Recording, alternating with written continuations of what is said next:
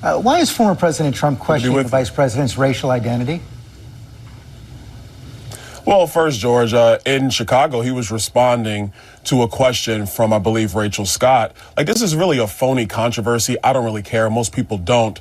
But if we're going to be accurate, when Kamala Harris went into the United States Senate, it was AP that said she was the first Indian-American United States senator. It was actually played up a lot when she came into the Senate. Now she's running nationally. Obviously, the campaign has shifted. They're talking much more about her father's heritage and her black identity. It doesn't really matter. The president mentioned it. What he also talks about far more frequently is the fact that Kamala Harris is the person who created this massive inflation, which is destroying black families, white families, Hispanic families. It's her failure as border czar that has left our southern border wide open, more than 10 million illegal immigrants coming into our country, record fentanyl coming into our country, which has killed more Americans than at any other point in the history of our country with respect specifically to fentanyl. And the fact that she and Joe Biden have unleashed one of the worst foreign policies in the history of our country that has us on the verge of World War III. That is Kamala Harris's record.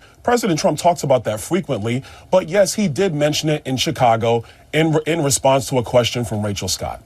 And you just repeated the slur again. If it doesn't matter, why do you all keep questioning her identity? She's always identified as a black woman. She is biracial.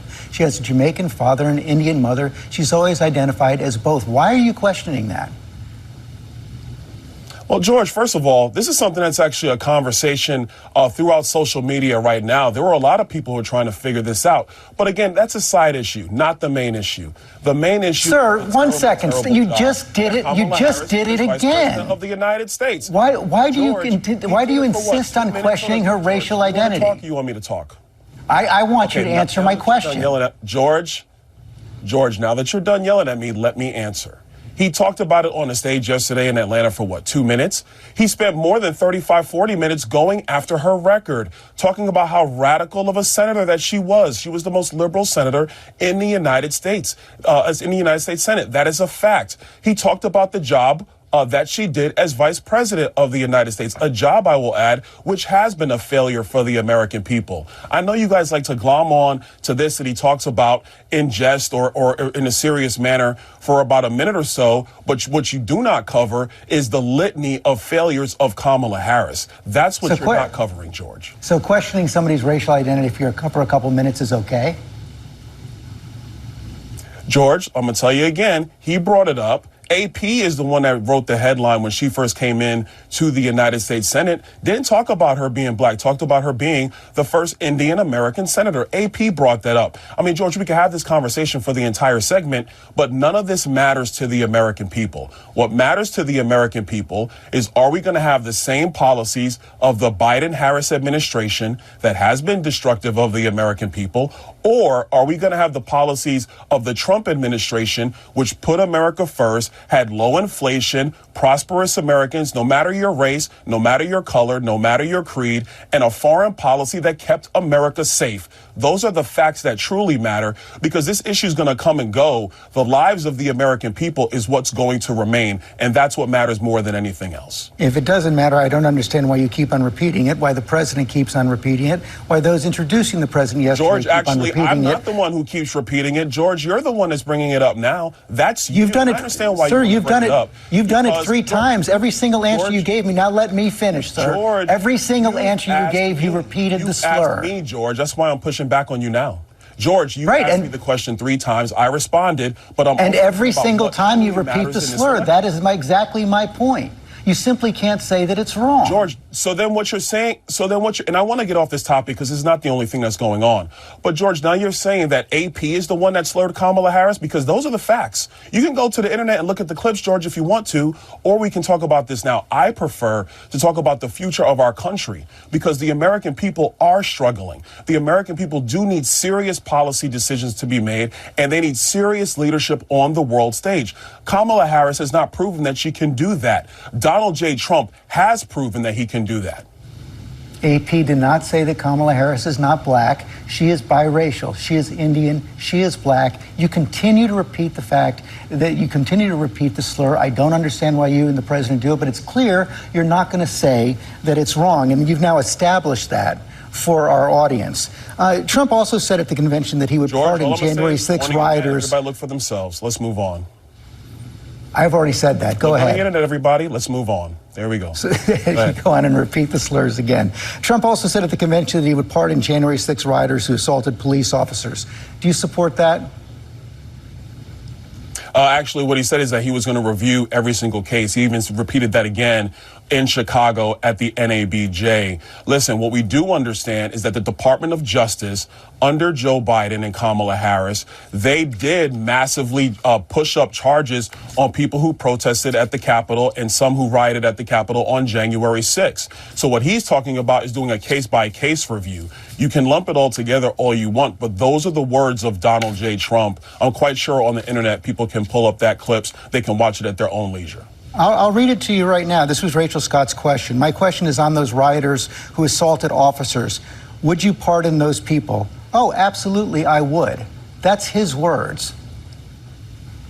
Yes, but you did not leave in was the rest of his comments where he said, yeah, I would, but we want to look at everything on a case-by-case basis.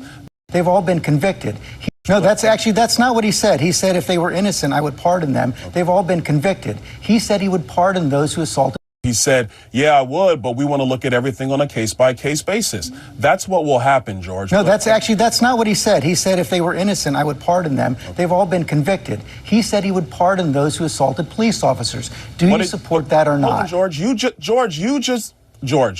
just changed the soundbite. You just changed it. Now you added, if they're innocent, then I will pardon them. Let's go back to the record of January 6th. Again, not something that matters. I didn't change the soundbite. That's exactly what he said. They've been convicted. George, the first thing you said was, yes, I'll pardon them. Then you expanded. And he said that. To say, if they are innocent, then yes, I will. That's what you said, George. Now I'm responding. Okay. So what he's saying is that, yeah, I will go and look at these cases. If they're innocent, yes, I will.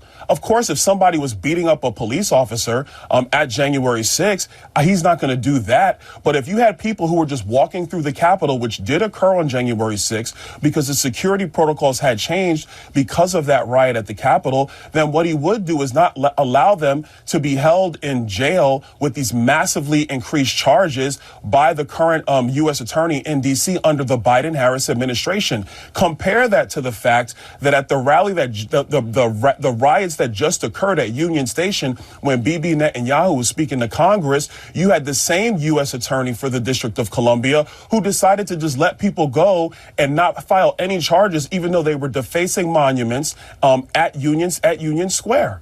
So we want to be fair with the justice system. We don't want to be political with the justice system. My question is on those rioters who assaulted officers. Would you pardon those people? Donald Trump. Oh, absolutely, I would. You wouldn't pardon those? If they were innocent, I would pardon them. That is the entire quote. They are not innocent. They are convicted. He said he would pardon them. And George, what I'm telling you is he's going to go back and look at these cases because it is without a doubt. And look, January 6th is a very painful memory in our country, but it is without a doubt that the U.S. attorney for the District of Columbia was supercharging these people because of political viewpoints. Because you had other riots that have occurred in Washington, D.C., where the charges were minimized or dismissed altogether. That is not an even-handed system of justice. That is a politically motivated system of justice. And you don't have to look any further than the difference between how the Department of Justice has treated Donald Trump versus how the Department of Justice has treated Joe Biden or Hillary Clinton. What he is talking about is equal enforcement of the law, not picking and choosing because of your politics. I would remind you that this Department of Justice actually indicted Hunter Biden, the president's son. And of course, we were talking about assaults on police officers, people who were convicted for assaults on police officers, which the president has said he would pardon them. Thank you very much for your time.